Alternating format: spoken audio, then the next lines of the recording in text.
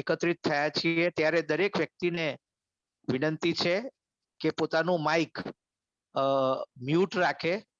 તમારે ત્યાંનો અવાજ આવે એ ડોક્ટર કૃણાલ શાસ્ત્રીને પણ ડિસ્ટર્બ કરે, અને તમે બધા જાણો છો કે ડોક્ટર કૃણાલ શાસ્ત્રી પણ આપણી જેમ પ્રજ્ઞાચક્ષુ છે. એ કોઈ પણ પુસ્તક કે કોઈ સોર્સ પોતાની પાસે રાખતા નથી, બાય હાર્ટ જ વાત કરતા હોય છે, હૃદયથી વાત કરતા હોય છે અને સરસ્વતીની કૃપાથી વાત કરતા હોય છે.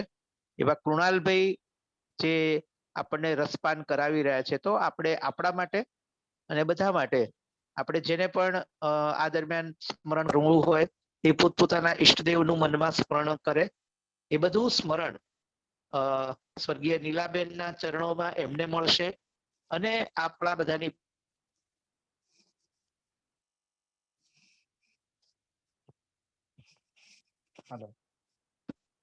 શરૂઆત કરવા માટે અને બાકીનો સમય એમને જ આધીન છે. એવા ડોક્ટર કૃણાલભાઈ શાસ્ત્રીને હું નમ્ર વિનંતી કરું છું, એમના ચરણ કમલમાં વંદન કરી અને વિનંતી કરું છું કે આજના દિવસનું કામ શરૂ કરે, આપણને રસપાન કરાવે. ઓમ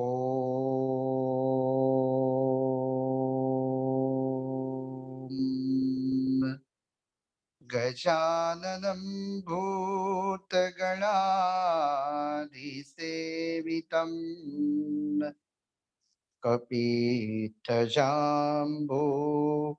ફલચારુભક્ષણં ઉમાસુतं શોકવિનાશકારકં નમામિ વિઘ્નેશ્વર પાદપંકજં હંસયુક્તવિમાનસ્તે બ્રહ્માણિ રૂપધારિણી કૌશામ્બક્ષડિકે દેવી નારાયણી નમોસ્તુતે.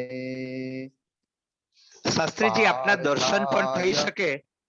રાજુભાઈને વિનંતી છે કે શાસ્ત્રીજીના દર્શન થઈ શકે એ રીતે કેમેરો સેટ કરે. શાસ્ત્રીજી દેખાય એવી રીતે જરા. હા, કઈ વાંધો નહીં, તમે ચાલુ રાખો, હું એમને ફોન કરું છું. તમે ચાલુ. એ ફોન ઉપર જ ચાલે છે, પપ્પાના મોબાઈલ પર જ ચાલે છે. ઓકે, હા, વાંધો નહીં, એ સાઈડમાં જ છે. કૃણાલભાઈ સાઈડમાં દેખાય છે. સાઈડમાં દેખાય છે. હા, હવે બરોબર છે. હા. પાર્થાય પ્રતિબોધિતા ભગવતા નારાયણેન સ્વયં વ્યાસેન ગ્રથિતા પુરાણ મુનિના મધ્યે મહાભારતમ અદ્વૈતામૃતવર્ષિણી ભગવતી અષ્ટાદશાધ્યાયિની અંબ ત્વામનુસંદધામિ ભગવત ગીતે ભવદ્વેષિણી સર્વોપનિષદો ગાવ દુગ્ધા ગોપાલનંદન પાર્થો વત્સસુધીર્ભોક્તા દુગ્ધમ ગીતામૃતમ મહત. શ્રી કૃષ્ણ ગોવિંદ હરે મુરારી હે નાથ નારાયણ વાસુદેવ. શ્રી કૃષ્ણ ગોવિંદ હરે મુરારી હે નાથ નારાયણ વાસુદેવ. હે નાથ નારાયણ વાસુદેવ. હે નાથ નારાયણ વાસુદેવ. શ્રી કૃષ્ણ गोविंद हरे मुरारी, हे नाथ नारायण वासुदेव। बोलो योगेश्वर भगवान की जय। સૌના હૃદય મંદિરમાં બિરાજમાન કૃષ્ણ પરમાત્માના સ્વરૂપને, ઠાકોરજીના સ્વરૂપને વંદન. પરમ ભાગવત નીલાબેનની ચેતનાને વંદન પ્રણામ કરી અને ગીતાજીના બીજા અધ્યાયમાં હું પ્રવેશ કરું. ગીતાજીનો બીજો અધ્યાય એ સાંખ્ય યોગ છે અને બીજો અધ્યાય અત્યંત મહત્વનો છે ગીતાજીનો. પહેલા અધ્યાયમાં અર્જુનનો વિષાદ છે. અર્જુન એટલે જીવ. જીવ રડે છે ત્યારે ઠાકોરજી જીવને એમ કહે છે કે રડીશ ને, ઉભો થા. જે નિષ્ક્રિય થઈ ગયો છે એને કામે લગાડવાનું કામ એ કૃષ્ણ પરમાત્મા કરે છે અને એ ભૂમિકા બીજા અધ્યાયથી શરૂ થાય છે. તો પહેલા અધ્યાયમાં ભગવાન કશું બોલતા નથી. આપણે જોયું પ્રથમ અધ્યાયમાં અર્જુન જ બોલે છે કે સીદંતી મમ ગાત્રાણી મુખંચ પરિશિષ્યતે વેપથુશ્ચ શરીરેવી રોમહર્ષશ્ચ જાય. અર્જુનજી જ કહે છે કે મારા ગાત્રો શિથિલ થયા છે. તો બીજા અધ્યાયથી ભગવાન બોલવાનું શરૂ કરે છે. પણ એ પૂર્વે થોડી સંજયની ભૂમિકા બીજા અધ્યાયમાં છે, જેના શ્લોકોનું આપણે ગાન કરીશું. ઓમ શ્રી પરમાત્મને નમઃ. સંજય ઉવાચ તમ તથા કૃપયાવિષ્ટમ અશ્રુપૂર્ણાકુલેક્ષણમ વિસિદन्तમિદં વાક્યમ ઉવાચ મધુસૂદન. શ્રી ભગવાનુવાચ કુતસ્ત્વાકસ્મલમિદં વિષમે સમુપસ્થિતમ અનાર્યજુષ્ટમ અસ્વર્ગ્યમ અકીર્તિકરમર્જુનમ ક્લેવ્યમ માસ્મગમ પાર્થ નૈતત્વૈપપદ્યતે શુદ્રમ હૃદય દૌર્બલ્યમ ત્યક્તોતિષ્ઠ પરમ તપ. તો સંજય ધૃતરાષ્ટ્રને કહે છે કે તમ તથા કૃપયાવિષ્ટ અશ્રુપૂર્ણાકુલેક્ષણ. અર્જુનજી રડી પડ્યા અને રડી અને એ તો નિષ્ક્રિય થઈ ગયા કે હું યુદ્ધ નહીં કરું. અને પછી વિસિદંતમિદમ વાક્યમ ઉવાચ મધુસૂદન. મધુસૂદન એટલે મધુ દૈત્યને મારવા વાળા, જેમને મધુ દૈત્યનો સંહાર કર્યો છે એવા મધુસૂદન ભગવાન બોલ્યા. ઉવાચ, તો ભગવાન શું બોલ્યા? કુતસ્ત્વા કસ્મનમિદમ વિષમે સમુપસ્થિત. શ્રી કૃષ્ણ પરમાત્મા અર્જુનજીને કહે છે કે જો તું યુદ્ધ નહીં કરે તો તારી અપકીર્તિ થશે. આ યુદ્ધ એ જ તારું કર્મ છે. એટલે શરૂઆત જ જાણે ભગવાન એવી રીતે કરતા હોય કે તારે કર્મ તો કરવું જ પડશે. તો આ શ્લોકનો આધ્યાત્મિક અર્થ આપણે સમજીએ કે ખાલી ભાગ્યના ભરોસે બેસી રહેવાનું નથી, માણસે પ્રયત્ન કરવાનો છે. ગીતાજીનો પહેલો જ સિદ્ધાંત મહત્વનો જો આપણે સમજીએ તો એ પ્રયત્નવાદ છે. આખી ગીતાજીનો સાર આપણે સમજીએ તો એક જ શબ્દમાં છે કે કરેલું વ્યર્થ જતું નથી અને કર્યા વિના કશું મળતું નથી. એમાં આખો સિદ્ધાંત આવી જાય છે. એમાં પહેલો વાદ જે છે એ પ્રયત્નવાદ છે. દરેક વ્યક્તિએ પ્રયત્ન તો કરવો જ જોઈએ. તો એનું એક દ્રષ્ટાંત છે કે એક રાજા હતા. રાજાને પોતાની મહારાણી પર ખૂબ પ્રેમ હતો, બહુ જ પ્રેમ. પછી એમની મહારાણી સગર્ભા થઈ એટલે રાજાએ વૈદ્યને બોલાવ્યા અને વૈદ્યને બોલાવીને કહ્યું કે મારા મહારાણી સગર્ભા થયા તો તમે એવી કંઈક દવા કરો કે બાળકના જન્મ સમયે એને પ્રસૂતિની વેદના ન થાય. એને જે પ્રસૂતિની વેદના થશે એ મારાથી નહીં છુપાય. તમે કોઈ એવી દવા કરો. ત્યારે વૈદ્યે બહુ સરસ જવાબ આપ્યો.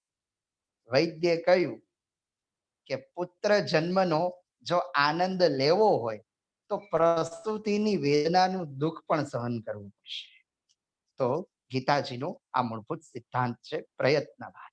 એટલે શ્રી કૃષ્ણ ભગવાન અર્જુનજીને કહે છે કે જો તું યુદ્ધ નહીં કરે તો તારી અપકીર્તિ થશે, તને નરકની પ્રાપ્તિ થશે. એટલે પહેલા તો સામાન્ય સામાન્ય વાતો શ્રી કૃષ્ણ ભગવાન અર્જુનજીને કરે છે.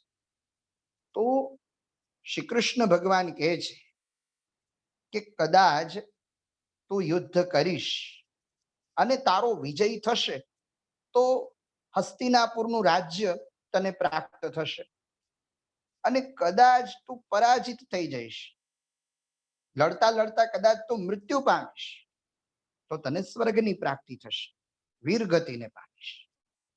તો આવા આવા ભાવો શ્રી કૃષ્ણ ભગવાન કરે છે.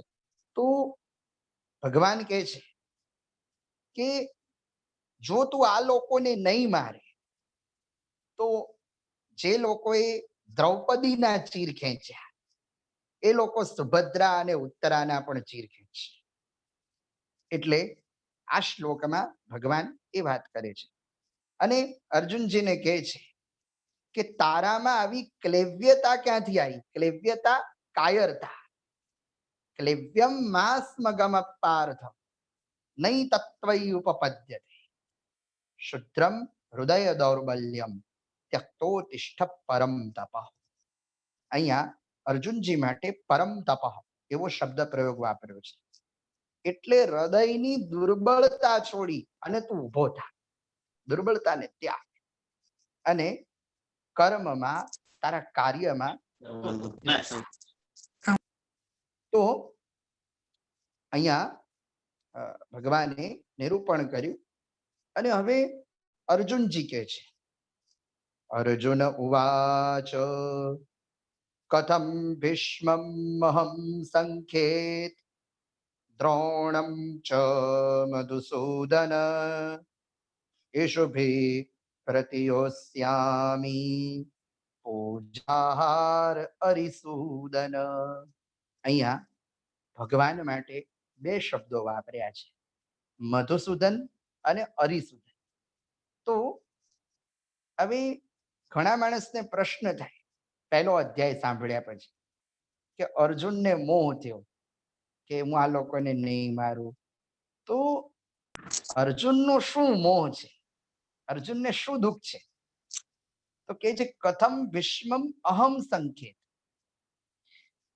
હે પ્રભુ, જે વડીલોની પૂજા કરવાની, આ ભીષ્મ પિતામહ એ અમારા વડીલ છે, એમના ખોડામાં તો હું રમ્યો પણ એ મારા વડીલ છે તો વડીલની પૂજા કરાય. હું મારા વક્તવ્યમાં ઘણી વાર કહેતો હોઉં છું, વડીલ અને વકીલ એમાં અંતર એક જ છે કે કોઈ પણ કેસ ચાલતો હોય તો એ કેસને સુચારુ રીતે જે સુધારે, નિયંત્રિત કરે એ વકીલ કહેવાય, પણ કોઈ કેસને બગડવા જ ન દે એ વડીલ કહેવાય. ઘરમાં કોઈ પણ પરિસ્થિતિ હોય એને બગડવા ના દે. તો આ બધા જે વડીલો છે એ પૂજા કરવાને યોગ્ય છે, જેમાં ભીષ્મ પિતામહ, ગુરુ દ્રોણાચાર્ય. એટલે અર્જુનજી કહ્યું કે કથમ ભીષ્મમ અહમ સંખ્યેત દ્રોણમ ચ મધુસૂદન. હે મધુસૂદન, આ લોકોને મારે મારવાના? તો હું આ લોકોને મારું અને મને વિજય પ્રાપ્ત થાય તો એ વિજય શું કામનો? આ લોકોને મારી અને મારે વિજય નથી મેળવવો. પહેલા તો અર્જુને આવી વાત કરી કે આ લોકોને મારી પછી એ લોકોનું લોહી રેડી અને હું હસ્તિનાપુરનું રાજ્ય ભોગવું તો મને જય મળે કે પરાજય મળે, શું દુઃખ છે? મને કોઈ એનો રંચ નથી કે મારે યુદ્ધ કરવું નથી. પછી અર્જુનજી કહે છે કે કાર્પણ્ય દોષો પહત સ્વભાવ પૃચ્છામિ ત્વામ ધર્મ સમ્મૂઢ ચેતા યશ્રેય નિશ્ચિતમ બ્રૂહિ તન્મે શિષ્યસ્તેહમ શાધિ મામ ત્વામ પ્રપન્ન. હું કેવો છું? કાર્પણ્ય. મારું હૃદય તો કાર્પણ્યથી ભરેલું છે. કાર્પણ્યતા એટલે કંજુસતા પણ થાય. હું અનેક દોષોથી ભરેલો છું. તો હે કૃષ્ણ, હું તમારે શરણે આવ્યો છું અને મને પ્રશ્ન છે કે મારે શું કરવું? એમ આ યુદ્ધ મને મળ્યું છે તો મારે યુદ્ધ કરવું કે ન કરવું? પૃચ્છામિ ત્વામ ધર્મ સમ્મૂઢ ચેતા. ધર્મનું મૂળ સ્વરૂપ શું કહેવાય એ તમે મને સમજાવો. કે ધર્મ કોને કહેવાય? ધર્મની વ્યાખ્યા તમે સમજાવો. તો પૃચ્છામિ ત્વામ ધર્મ સમ્મૂઢ ચેતા યશ્રેય. મારો શ્રેય શું છે? ઉપનિષદમાં બે માર્ગો પ્રશસ્ત કર્યા છે, શ્રેય અને પ્રેય. એમાં મારો શ્રેય માર્ગ કયો? તો એ તમે નિયંત્રિત મને કરો, સુચારુ રીતે બતાવો. શિષ્યસ્તેહમ શાધિ મામ ત્વામ પ્રપન્ન. મામ શાધિ ત્વામ પ્રપન્ન. તમે કેવા છો? પ્રપન્ન છો. અને હું શિષ્ય ભાવથી તમારે શરણે આવ્યો છું. માટે કૃપા કરો, સાચું શું છે એ મને સમજાવો. તો અર્જુને શરણાગતિ સ્વીકારી ત્યારે હવે ભગવાન બોલવાની શરૂઆત કરે છે. ગીતાજીની ફિલોસોફી હવે શરૂ થાય છે. પહેલા તો સામાન્ય વાત કરી, પણ હવે જે આજની વાત છે, આજના સત્સંગમાંથી આપણે એક જ તારણ કાઢી શકીએ કે પરમ ભાગવત નીલાબેન, ભલે એનું પાર્થિવ શરીર અત્યારે આપણી જોડે નથી, પણ એ હાલમાં અત્યારે આપણી જોડે જ છે. એ બીજા અધ્યાયનો સાર છે અને એ બોલવાની શરૂઆત ભગવાન અહીંયા કરે છે. શું કહે છે? શ્રી ભગવાન વાચ અશૌચાનમ અશૌચસ્ત્વ પ્રજ્ઞાવાદાંશ્ચ ભાસસે ગતાશૂન ગતાશુશ્ચ નાનુશૌચંતિ પંડિત. શ્રી કૃષ્ણ ભગવાન અર્જુનજીને કહે છે કે હે અર્જુન, તું પંડિત જેવા વાક્યો બોલે છે તો પંડિત છે, પણ એક વસ્તુ સાંભળ કે જે પંડિતો છે એ જીવતા કે મરેલાનો શોક કરતા નથી. જે જ્ઞાની છે કે જે શાસ્ત્રોને જાણે છે, પંડિત એટલે માત્ર સંસ્કૃતને જ જાણી પંડિત તો ખરો, પણ જે શિક્ષિત છે, જેની પાસે જ્ઞાન છે, એ લોકો મરેલાનો કે જીવતાનો શોક કરતા નથી. હવે અર્જુનજી એમને ભગવાન કહે છે કે તમે કીધું કે આ ભીષ્મ, આ ગુરુ દ્રોણ, એમને હું કેવી રીતે મારું? તો હે અર્જુન, તું એના શરીરને પ્રેમ કરે છે કે આત્માને પ્રેમ કરે છે? પ્રેમ શારીરિક નથી થતો, પણ પ્રેમ તો આત્માથી થાય છે. આપણે ઘણીવાર કોઈના માટે શબ્દ પ્રયોગ કરીએ ત્યારે નથી કહેતા મારા આત્મીય. આત્મીય એટલે પોતાના તો ખરા જ, પણ પ્રેમ એ આત્મા સાથે છે, એ શરીર સાથે નથી. કારણ કે શરીર તો નાશવંત છે. ભગવાન કહે છે કે જો તું શરીર સાથે પ્રેમ કરતો હોય અર્જુન, તો શરીર તો આજે જન્મે છે અને કાલે એનો નાશ થાય છે. અને જો તું આત્મા સાથે પ્રેમ કરતો હોય તો આત્મા અમર છે. એટલે એ સાર નીકળી શકે કે પરમ ભાગવત નીલાબેન, આપણે બધા હૃદયના ભાવથી એમની સાથે જોડાયેલા છે. એટલે એમનું પાર્થિવ શરીર નથી, પણ એ અમર છે. જેમ કે નરસિંહ મહેતા, તો નરસિંહ મહેતાનું પાર્થિવ શરીર નથી, પણ એના પદોને આપણે યાદ કરીએ છીએ કે વૈષ્ણવ જન તો તેને રે કહીએ, નરસિંહ મહેતાના પ્રભાત્યા યાદ કરીએ છીએ. એમ નીલાબેનના કાર્યોને પણ આપણે યાદ કરીશું. તો વ્યક્તિની આ જ અમરત્વતા છે. ગીતાજીના આધારે એટલું સમજીએ કે એના કાર્યોને આપણે યાદ કરીએ. તો શ્રી કૃષ્ણ ભગવાન કહે છે કે આત્મા કેવો છે? આત્મા તો જન્મતોય નથી કે મરતોય નથી. ન જાયતે મ્રિયતે વા કદાચિત, નાયમ ભુંક્ત્વા ભવિતા વાનુભૂય, અજો નિત્યો શાશ્વતોયમ પુરાણો, ન હન્યતે હન્યમાને શરીરે. માણસનું શરીર મરે છે અને શરીર જ જન્મે છે. તો શરીરની અંદર બે શ્રેણીઓ છે, જીવ અને આત્મા. તો જ્યારે વ્યક્તિનું મૃત્યુ થાય છે ત્યારે એનું જીવ જાય છે, પણ આત્મા અમર છે. અને ન જાયતે મ્રિયતે વા કદાચિત, એ નથી જન્મતો કે નથી મરતો. એટલે આત્મા કેવો છે? અજો નિત્યો શાશ્વતોયમ પુરાણો, જે નિત્ય છે, જે શાશ્વત છે, જે પુરાતન છે. આત્માને કોઈએ જોયો નથી, કારણ કે શ્રી કૃષ્ણ ભગવાન કહે છે કે અણો અણિયા મહતો મહિયા. એ અણુથી પણ અણુ છે, સૂક્ષ્મથી પણ સૂક્ષ્મ છે, એને કોઈ જોઈ શકતું નથી. હવે આપણે એમ કહીએ છીએ કે કોઈ વ્યક્તિનો જન્મ થાય તો જન્મ સમય છઠ્ઠીના દિવસે વિધાતા લેખ લખે, એવી આપણી એક માન્યતા છે, પુરાણોમાં પણ છે. પણ અમુક વસ્તુ કેવી છે કે જન્મ પહેલા જ નક્કી થઈ જતી હોય છે. જીવ માના ઉદરમાં આવે એના પહેલા જ અમુક વસ્તુ નિશ્ચિત થઈ જતી હોય છે. કઈ કઈ વસ્તુ નક્કી થઈ જતી હોય છે એ સમજાયું કે આયુ કર્મ ચ વિત્તમ ચ વિદ્યા નિધનમેવ ચ પંચેતાની વિસૃજ્યન્તે ગર્ભસ્થસ્યૈવ દેહિનામ. પાંચ વસ્તુ હજી તો જીવ ભૂતલ પર આવ્યો ન હોય ત્યાં નક્કી થઈ જાય.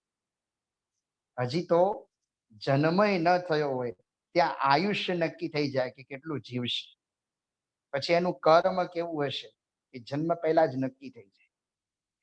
એટલે જે જીવનમાં આગળ વધવાનું કામ.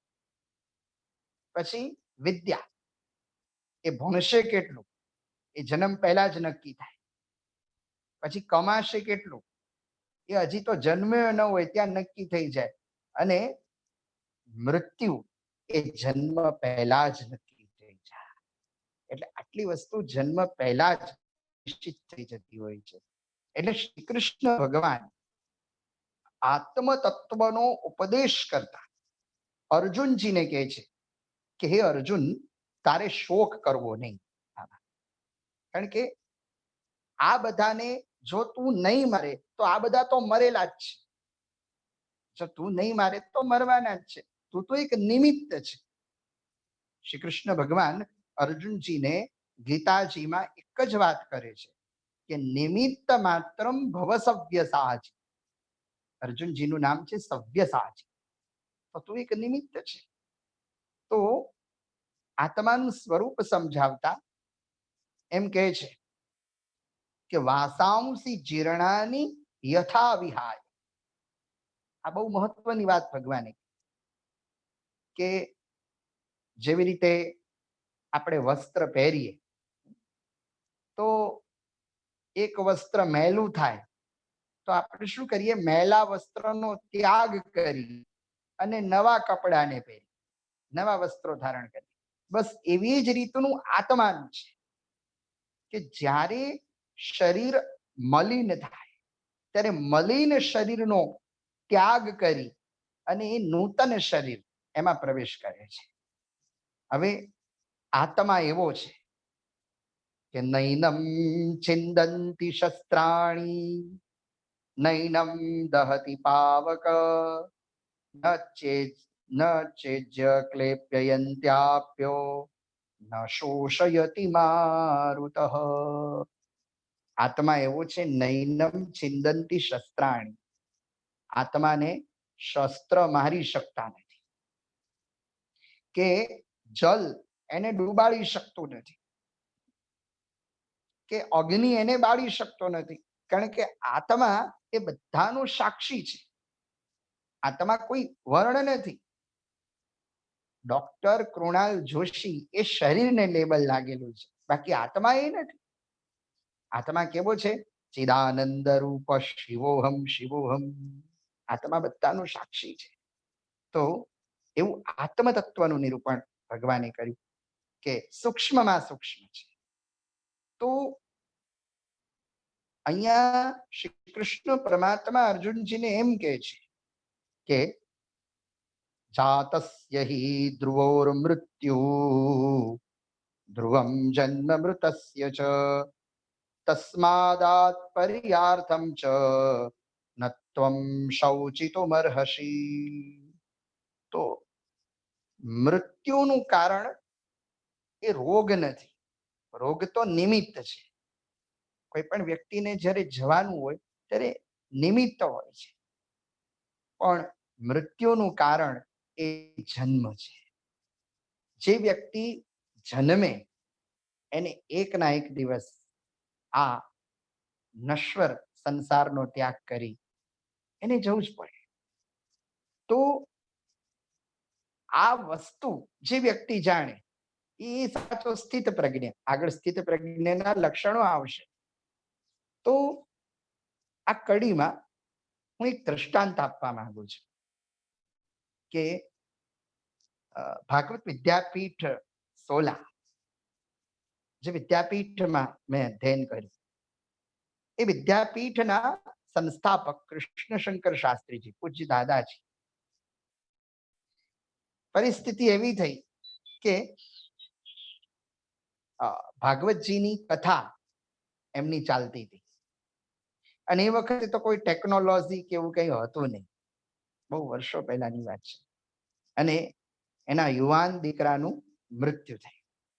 ચાલુ કથાએ એમને તાર આવ્યો કે તમારો દીકરો મૃત્યુ પામ્યો છે. અંત્યેષ્ટિ કરી. પણ એમની સ્થિત પ્રજ્ઞતા જ, દાદાજી એ તો વિદ્વાન છે, તો એને એક સભા ભરી અને એ એવો શબ્દ બોલ્યા કે છેલ્લા 40 વર્ષથી મારે આંગણે એક મહેમાન આવ્યો તો એ મહેમાનને હું વળાવવા. આવી સ્થિતિ. તો કહેવાનો અર્થ એ છે, જાતસ્ય ધ્રુવોર મૃત્યુ, ધ્રુવમ જન્મ મૃતસ્ય ચ, તસ્માત ના પર્યાર્થમ ચ નત્વમ શૌચિતુમર્હસી. માટે હે અર્જુન, તું શોક ન કર. ભગવાન કૃષ્ણ કહે છે તો શોક કરવો નહીં. તો પછી વ્યક્તિએ શું કરવું? તો કે છે કે કર્મ કર. જો કર્મમાં મન પડી જાય તો શોક વ્યક્તિને સ્પર્શી ન શકે. તો ગીતાજીના મહત્વના શ્લોકની ચર્ચા ભગવાન કરે છે કે કર્મણ્યેવાધિકારસ્તે મા ફલેષુ કદાચન, મા કર્મ ફલ હેતુર્ભૂત મા તે સંગોસ્ત્વ કર્મણી. તો કર્મની બીજી વધારે ચર્ચા તો 3જા અધ્યાયમાં ભગવાન કરે છે કે કયા કયા કર્મો કરવા અને કયા કયા કર્મો ન કરવા, કયા કયા કર્મો ન કરવા. તો અહીંયા કર્મનો સિદ્ધાંત સમજાવતા શ્રી કૃષ્ણ ભગવાન એમ કહે છે કે કર્મણ્યેવ કર્મણ્યેવાધિકારસ્તે માં ફલેષુ કદાચ. હવે આ જે શ્લોક છે ભગવાન બોલ્યા છે, તો આપણે એવું સમજીએ છીએ, જનરલી બધા માણસો એવું જ સમજે છે કે ભગવાન એમ કહે છે કે કર્મ કરો પણ ફળની આશા ન રાખો. પણ ત્યાં તરત જ બીજો પ્રશ્ન આવીને ઉભો રહે છે કે ફળની આશા ન રાખે તો માણસ કર્મ જ શા માટે? ફળની જીજીવિષા તો હોય જ.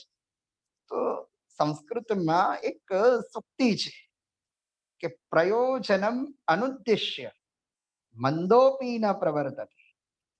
મંદ વ્યક્તિ પણ વિના કાર્યે ઉદ્દિત થતો નથી. એને પણ કામ હોય તો જ સતત પ્રયત્ન કરે છે. તો કહેવાનું તાત્પર્ય એ છે કે સંસ્કૃતમાં એક શબ્દના અનેક અર્થો થાય છે. તો શું કહે છે? કર્મણ્યેવાધિકારસ્તે. ભગવાન કહે છે કર્મણ્ય એવ અધિકાર. જો જીવને કર્મ કરવાનો અધિકાર છે. માં ફલેશ, ફળની આશા રાખે પણ આ ફળ મને જ મળશે એવી જીજીવિષા ન રાખે. એ આપવું કે ન આપવું એ ઉપરવાળાના હાથમાં છે. એટલે આપણે કહીએ છીએ કે ઉપરવાળો બધું જુએ છે. તો કર્મ કરે, ફળની આશા જરૂર રાખે પણ એને મેળવવાની જીજીવિષા ન રાખે કે આ મને જ મળવું જોઈએ, કે આ મને જ પ્રાપ્ત થવું જોઈએ. તો એ ભગવાનના હાથમાં છે. તો કર્મ, અકર્મ અને વિકર્મ આ ત્રણેયની ચર્ચા ભગવાન કરે છે. તો કર્મ, એક તો જે આપણે કર્મ કરીએ છીએ એ કર્મ છે. પછી વિકર્મ. વિકર્મ એટલે એનો અર્થ ગીતાજીમાં જે વિકર્મ એની વાત કરી છે ભગવાને, તો વિકર્મનો અર્થ વિનોબા ભાવે એવો કર્યો છે કે વિશિષ્ટ પ્રકારનું કહે. કર્મો તો બધા જ કરતા હોય પણ કર્મની વિશેષતા એ કોઈ એવા દિવ્ય વ્યક્તિઓ હોય કે જે આપણા વચ્ચેથી ગયા હોય, એ વિશેષ કર્મ કરતા હોય, આપણને એમ લાગે કે વિશેષ કર્યું. તો એ વિકર્મ. અને અકર્મ. અકર્મની પરિભાષા એ છે કે માણસ કંઈ કરે જ નહીં, બસ બેસી રહે. તો આ બધામાં કર્મ શ્રેષ્ઠ છે. તો આજે એક પ્રશ્ન જરૂર થાય કે કર્મના જે પ્રકાર છે એમાં શ્રી કૃષ્ણ ભગવાન કહે છે કે પ્રારબ્ધ કર્મ બલવંત મુનયો વદંતી. પ્રારબ્ધ કર્મ જે છે એ તો દરેક વ્યક્તિએ ભોગવવું જ પડે. બીજી કર્મની વધારે વાતો ત્રીજા અધ્યાયમાં શ્રી કૃષ્ણ ભગવાને કરી છે. પણ કયું કર્મ કરવું? તો શ્રી કૃષ્ણ ભગવાન કહે છે કે સમત્વમ યોગ ઉચ્ચતે. કર્મને વ્યક્તિ ધર્મ સમજીને કરે. ગીતાજીમાં મહત્વનું સૂત્ર એ રહ્યું છે કે યોગ કર્મશુ કૌશલમ, અને ભગવાન કૃષ્ણ કહે છે સમત્વમ યોગ ઉચ્ચતે. તો પ્રત્યેક વ્યક્તિ કર્મને ધર્મ સમજીને કરે. ઉદાહરણ કે ઓફિસમાં કોઈ વ્યક્તિ કાર્ય કરતો હોય તો એ નિષ્ઠાથી કાર્ય કરે કે હું જે કાર્ય કરું જેનાથી બધાને પ્રસન્નતા થાય, મને શું મળશે કે મને શું નહીં મળે એ અપેક્ષા રાખ્યા વગર નિષ્ઠાથી જે વ્યક્તિ કાર્ય કરશે, તો કહેવાનો તાત્પર્ય એ છે કે એ કાર્ય જેની પૂજા છે, પછી એને કોઈ પૂજા કરવાની જરૂર નથી. એટલે હું એમ નથી કહેતો કે પૂજા ન, પાછું એ પણ અર્થ ન કરતા, પણ દરેક વ્યક્તિ જે જેના ક્ષેત્રમાં હોય એક ક્ષેત્ર પોતે નિષ્ઠાથી બજાવે તો એની પૂજા જ છે. શંકરાચાર્યજીએ કહ્યું કે યદ યદ કર્મ કરોમિ તત્ તદખિલમ શંભુ તવારાધનમ. હું જે કઈ કર્મ કરું શંભુ તવારાધનમ, હું તમારું આરાધન કરું છું. બાકી મને તો કશું આવડતું નથી, સમાધિ પણ આવડતી નથી. ઉદાહરણ રૂપે કોઈ ગૃહિણી ઘરમાં રસોઈ કરતી, તો રસોઈ કરતા કરતા એમ વિચારે કે હું જે રસોઈ બનાવું છું તો હું મારા પતિદેવને નથી જમાડતી, પણ એમની અંદર જે પરમાત્માનું સ્વરૂપ છે, પતિદેવની અંદર, પરિવારની અંદર પરમાત્માના દર્શન કરે, હું ઠાકોરજીને ભોગ લગાવું છું, તો રસોઈ પણ એની પૂજા બની જાય. તો એ કર્મની વાત ઠાકોરજી બીજા અધ્યાયમાં કરી છે. અને આત્મતત્વની ચર્ચા કે આપણે ત્યાં દરેક અવસ્થાનું મૃત્યુ છે. જેમ કે બાલ્ય અવસ્થા જાય અને યુવા અવસ્થા આવે તો એ બાલ્ય અવસ્થાનું મૃત્યુ છે. પછી યુવા અવસ્થા જાય અને વૃદ્ધા અવસ્થા આવે તો યુવા અવસ્થાનું મૃત્યુ છે. ગીતાજીના બીજા અધ્યાયના આધારે આપણે એટલું સમજી લઈએ કે નિદ્રા એ પણ મૃત્યુ છે. માણસ નિદ્રા સુઈ જાય ત્યારે એને કશું જ દેખાતું નથી, એ પણ એક મૃત્યુ છે. તો જીવની જે ત્રણ અવસ્થાઓ છે, બસ એવી જ રીતે આત્મ તત્વનું છે કે આત્મા એ તો સદૈવ મુક્ત છે, મસ્ત છે. અને પછી ગીતાજીમાં સ્થિત પ્રજ્ઞની વાતો શ્રી કૃષ્ણ ભગવાને અર્જુનજીને કરી છે. અર્જુનજીએ પ્રશ્ન પૂછ્યો કે સ્થિત પ્રજ્ઞસ્ય કા ભાષા? હે કૃષ્ણ, મને સ્થિત પ્રજ્ઞ વિશે કંઈક વાત કરો. સ્થિત પ્રજ્ઞના લક્ષણ શું?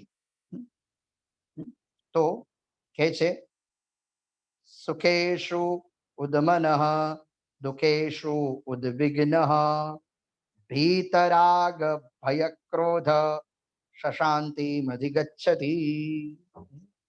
તો સ્થિત પ્રજ્ઞના લક્ષણો બતાવતા કૃષ્ણ પરમાત્મા અર્જુનજીને કહે છે કે જે વ્યક્તિ સુખી હોય તો સુખમાં વધારે છલકાય નહીં, અને દુઃખમાં વધારે દુઃખી થાય નહીં, દુઃખમાં વધારે કષ્ટતાનો અનુભવ કરે નહીં. એ સાચો સ્થિત પ્રજ્ઞ યોગી છે, જે દુઃખને પ્રભુની પ્રસાદી માને. કે આ જે પરિસ્થિતિ આવી છે એ પરિસ્થિતિ મને ભગવાને એટલે આપી છે કે હું શાંતિથી એમાં હું તૈયાર થઉં, હું કર્મઠ બન. તો એટલા માટે પરિસ્થિતિનું સર્જન ભગવાને કરાયું છે કે જે પરિસ્થિતિ દુઃખોને પણ જે તપસ્યા માને કે અમારું તપ છે, એ સાચો સ્થિત પ્રજ્ઞ છે. તો જે સુખમાં છલકાતો નથી અને પ્રભુ દુઃખ આપે તો એ દુઃખનો અહેસાસ કરતો નથી. જુઓ, જીવનમાં બે બાજુ છે કે કદાચ કંઈક સારું થાય તો માનો કે પ્રભુ કૃપા, અને કંઈક એવી વિપરીત પરિસ્થિતિનું સર્જન થાય તો આપણે માનવું કે હરિની ઈચ્છા. તો હરિ કૃપા અને હરિની ઈચ્છા એમાં જે જીવન વ્યતીત કરે એ સાચો સ્થિત પ્રજ્ઞ છે, સ્થિત પ્રજ્ઞતાની. અને કહ્યું કે ભીતરાગ ભય ક્રોધ, જે ક્રોધને જીતે એ સાચો સ્થિત પ્રજ્ઞ છે, જે ક્રોધ ઉપર વિજય મેળવે. કારણ કે ક્રોધ ઉપર વિજય મેળવવો એ બહુ કઠિન છે. તો જે ક્રોધ ઉપર વિજય મેળવે, ભીતરાગ, જીવનમાં જે રાગ દ્વેષ એમાંથી મુક્ત રહે, જેની અંદર રાગ દ્વેષ ન હોય, જેની અંદર ક્રોધ ન હોય, અને જેની અંદર પ્રસન્નતા હોય, દુઃખમાં પણ પ્રસન્નતા, અને સુખમાં તો પ્રસન્નતા હોય જ, તો જે પ્રસન્નતાને જ પ્રભુનો પ્રસાદ માને. પ્રસાદે સર્વ દુઃખાનામ હાનિ નસ્યોપજાય. તો જે પ્રભુએ પ્રસાદી આપી છે એનો ભક્તિભાવથી સ્વીકાર કરે એ સ્થિત પ્રજ્ઞ છે. અને જેમ કે સમુદ્ર પાસેથી એક વસ્તુ શીખવાની છે કે તમે દરિયામાં જુઓ તો સમુદ્રમાં મોજા ઉછળતા જુઓ, દરિયામાં મોજા આવે, પણ તમે જુઓ તો સમુદ્ર એ ભીતરથી શાંત. તો સંસાર છે, તો સંસારમાં સુખ દુઃખ રૂપી મોજા એ તો ઉછળતા જ રહેવાના, પણ માણસે ભીતરથી શાંત રહેવું. અને જે ભીતરથી શાંત રહે એ સ્થિત પ્રજ્ઞ છે. ગીતાજીમાં એ જ સાચો યોગી છે. યોગીની પરિભાષા આજના સંદર્ભમાં એ કરી છે. તો કે છે ઇન્દ્રિયાણી નિવર્તન્તે નિરાહારસ્ય દેહિનઃ. તો જે ઇન્દ્રિયોને વશમાં રાખે એ સાચો સ્થિત પ્રજ્ઞ છે. પંચ જ્ઞાનેન્દ્રિય, પંચ કર્મેન્દ્રિય, તો જે ઇન્દ્રિયોને વશમાં રાખે. અને બીજી વાત કરી કે જે રસમાં વધારે આસક્ત ન થાય. સરળ ભાષામાં સમજ, શરીરને ટકાવવા માટે જે ખાય, ખાવા માટે જીવવાનું નથી, પણ જીવવા માટે ખાવાનું છે કે આપણું જીવન જાય, અન્ન જાય. તો એ જે ભાવ રાખે એ સ્થિત પ્રજ્ઞ છે કે ઇન્દ્રિયોને વશ રાખવી. તો આ બધી જે ક્રિયા કરવી એ સ્થિત પ્રજ્ઞ છે. આવો સ્થિત પ્રજ્ઞ યોગી. પણ મનુષ્ય આવી સ્થિત પ્રજ્ઞતાને કેમ નથી કેળવતો? તો એનું બહુ મોટી વાત શ્રી કૃષ્ણ ભગવાન અર્જુનજીને કરે છે બીજા અધ્યાયમાં. શું કહે છે ભગવાન? કે સંગાત સંજાયતે કામાત, કામાત ક્રોધો વિજાયતે, ક્રોધાત ભવતિ सम्मोहात्, सम्मोहात् स्मृति विभ्रमात्, स्मृति भ्रंशा बुद्धिनाशो, बुद्धिनाशात् विनश्यति. બધું સંગથી જ ઉત્પન્ન થાય છે. એટલે સંગ કરવો હોય તો કોઈ સારી વસ્તુનો કે સારા વ્યક્તિનો સંગ કરવો જોઈએ. સંગ કરવો હોય તો પુસ્તકનો સંગ.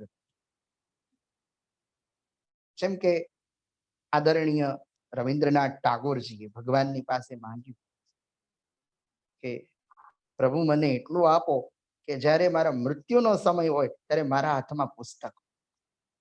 તો એવી વસ્તુનો સંગ કરવામાં આવે, નહીતર સંગથી જ કામના ઉત્પન્ન થાય છે. સંગાત સંજાયતે કામાત, અને કામાત ક્રોધો વિજાયતે.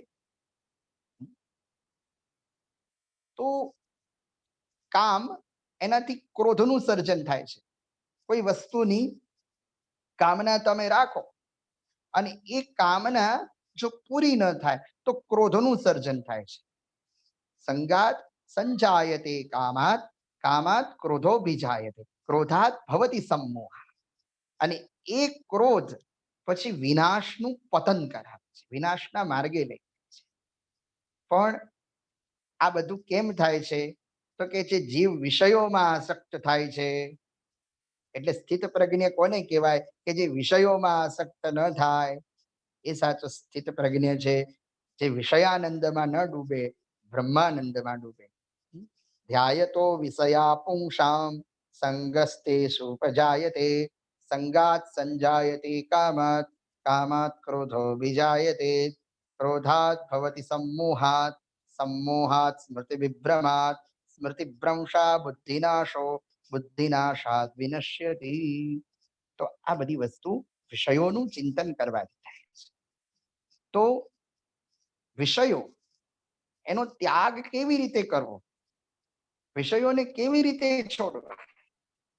તો વેદાંતમાં એક સૂત્ર છે કે ઇહામૂત્ર ફલ ત્યાગ ભોગ વિરાગ.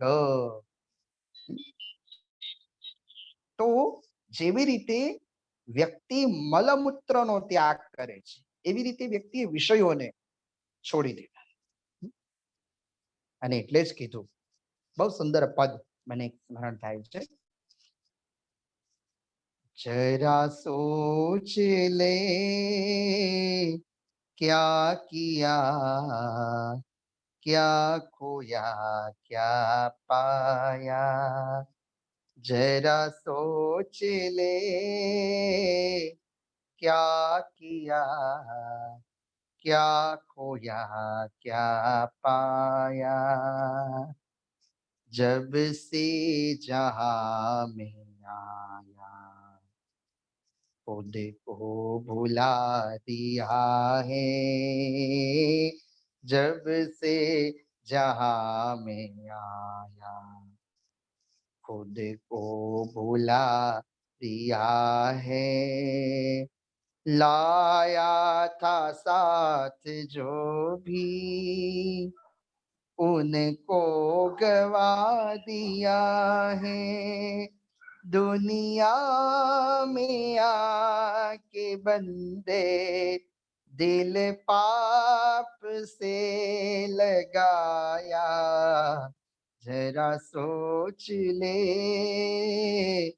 क्या किया, क्या खोया, क्या पाया, पहली कृपा हुई है मानव जन्म है पाया, पहली कृपा हुई है मानव जन्म है पाया, दूजी कृपा है सत्संग तुझको समझ न आया, दूजी कृपा है सत्संग तुझको समझ न आया, नाही ज्ञान ध्यान पूजा विषयों में मन लगाया, जरा सोच ले क्या किया, क्या खोया, क्या પાયા. તો વિષયોનું ચિંતન કરવાથી આ બધું થાય છે. એટલે જે વિષયોમાંથી મુક્ત રહે એ જ સાચો સ્થિત પ્રજ્ઞ છે. અને પછી કહે છે કે ન ભાવો વિદ્યતે દેવ નચા ભાવયત શાંતિ અશાંતસ્ય કુતઃ સુખ. જે અશાંત છે, જેનું મન અશાંત છે, તો એને પછી સુખ કેવી રીતે પ્રાપ્ત થવાનું? નચા ભાવયત શાંતિ અશાંતસ્ય કુતઃ સુખ. તો સુખ કોને પ્રાપ્ત થાય? સ્થિત પ્રજ્ઞ કોને કહેવાય? કે જે સ્વરૂપથી શાંત, કે જીવનમાં ભલે ગમે તેવી પરિસ્થિતિ આવે. આ શ્લોકની વ્યાખ્યા ગંગા સતીએ પોતાના શબ્દોમાં એવી કરી છે કે હરખને શોકની જેને આવે નહીં એટકી એને હાઠે કોર આનંદ. મેરુ તો ડગે, મેરુ પર્વતનું ઉદાહરણ આપ્યું છે કે મેરુ તો ડગે પણ જેના મન ન ડગે પાનબાઈ મરને ભાંગી પડે બ્રહ્માંડ. જુઓ, પૃથ્વીના ગોળાની વાત નથી કરી, અહીંયા બ્રહ્માંડના ગોળાની વાત કરી છે કે આવી પરિસ્થિતિ પણ આવે તો માણસે ક્યારે વિચલિત થવું નહીં. અશાંતસ્ય કુતઃ સુખ. જે સ્વરૂપથી જ અશાંત હોય એ આવા સુખનો કે ક્યારે પણ એ અનુભવ કરી શકતો નથી. એટલે માણસે સ્વરૂપથી શાંત રહેવું. અને જે વ્યક્તિ સ્વરૂપથી શાંત હોય એને જ બ્રહ્મ અને નિર્વાણ એવા શબ્દો લાગે. એ બ્રહ્મત્વને પામે, એ નિર્વાણત્વને પામે. હવે બ્રહ્મ નિર્વાણ આ બે શબ્દો શંકરાચાર્યજીએ અને ભગવાન બુદ્ધે ઉઠાવ્યા છે ગીતાજીના બીજા અધ્યાય. શંકરાચાર્યજી એમ કહે છે કે બ્રહ્મત્વને પ્રાપ્ત કરો, અને બુદ્ધ ભગવાન બુદ્ધ એમ કહે છે કે નિર્વાણત્વને પ્રાપ્ત કરો. તો આવા સ્થિત પ્રજ્ઞના લક્ષણો બીજા અધ્યાયમાં વર્ણવ્યા છે. પણ બીજા અધ્યાયનો ઉપસંહાર કરતા હું એક જ વસ્તુ કહું કે જે સ્થિત પ્રજ્ઞના લક્ષણોની ચર્ચા મેં કરી ગીતાજીમાં, આને જ ભક્તની શ્રેણી ગણવામાં આવી છે. અને સ્થિત પ્રજ્ઞના લક્ષણ એ પરમ ભાગવત નીલાબેનની અંદર ચરિતાર્થ થતા હતા. એમના માટે આપણે જેટલું કહીએ એટલું ઓછું છે.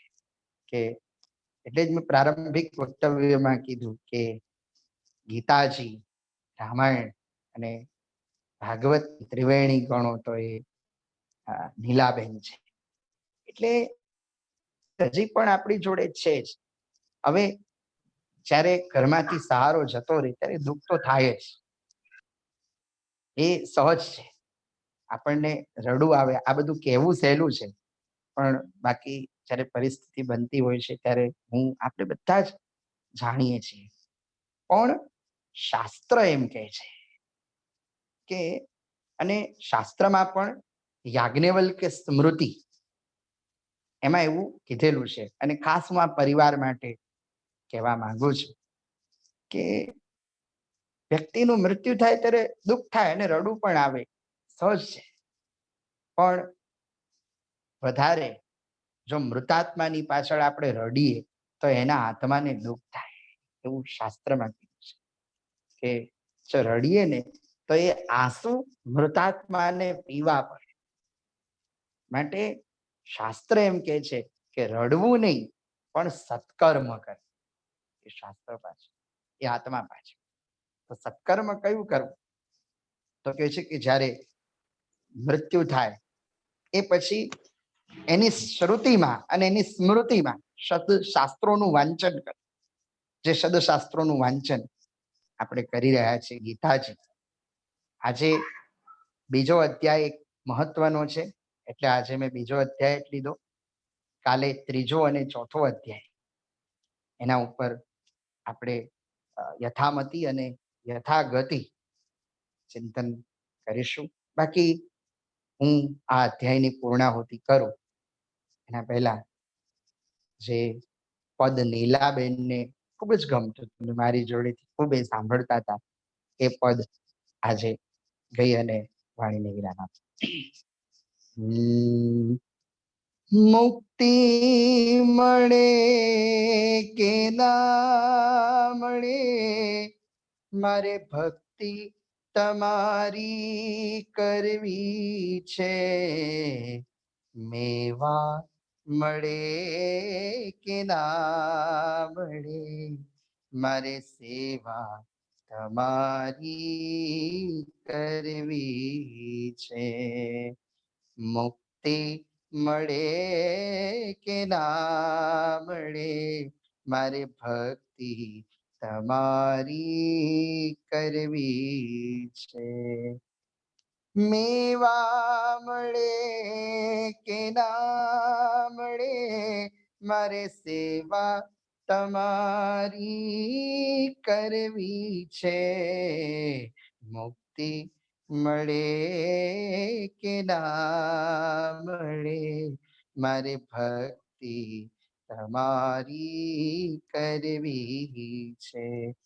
હું તો પંથ તમારો છોડું નહીં, ને દૂર દૂર ક્યાંય દોડું નહીં. હું તો પંથ તમારો છોડું નહીં, ને દૂર દૂર ક્યાંય દોડું નહીં. પુણ્ય મળે કે ના મળે મારે પૂજા તમારી કરવી છે. મેવા મળે કે ના મળે મારે સેવા તમારી કરવી છે. મુક્તિ મળે કે ના મળે મારે ભક્તિ તમારી કરવી છે.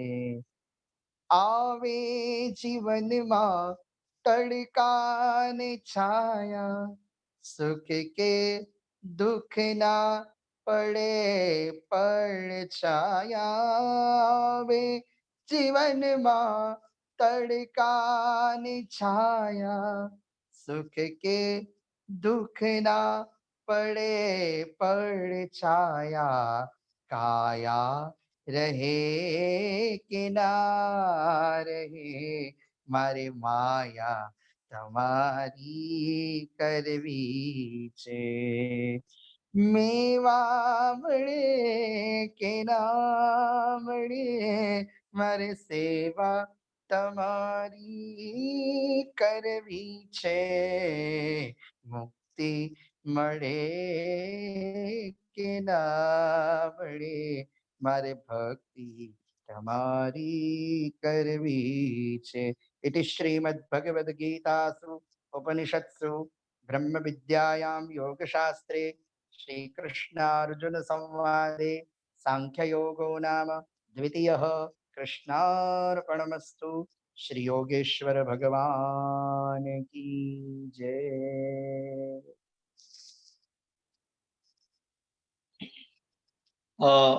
વિનંતી કરીશ આદરણીય લાભુભાઈને. આજે ડોક્ટર કૃણાલજીએ આપણને સાંખ્ય યોગ નામના દ્વિતીય અધ્યાયનો આપણને રસપાન કરાવ્યું અને વિનંતી કરીશ લાભુભાઈને કે આપણને બે શબ્દો કહેશે. નમસ્કાર. નમસ્કાર. આજે કુણાલભાઈ શાસ્ત્રીએ ગીતાનો આખું મહાત્મય આવી જાય એવો બીજો અધ્યાય, જેનું આપણને ખૂબ સરસ રીતે રસપાન કરાવ્યું છે. અમારા પરિવાર ઉપર જે દુઃખનો પહાડ પડ્યો છે એમાંથી બહાર લાવવા માટે આ ગીતાનો અધ્યાય અમને ખૂબ ઉપયોગી બનશે અને આપ સૌને પણ આ સાંખ્ય યોગ જીવનમાં ડગલે ને પગલે ઉપયોગી બનવાનો છે. ત્યારે શાસ્ત્રીજીનો અમારા પરિવાર વતી હું અંતરથી આભાર માનું છું. મિત્રો, આવતીકાલની લિંક આપને ફરીથી મળી જશે. આમ તો આ લિંક જ મને લાગે ધ્રુવભાઈ ચાલશે ને કે નવી કરવી પડશે?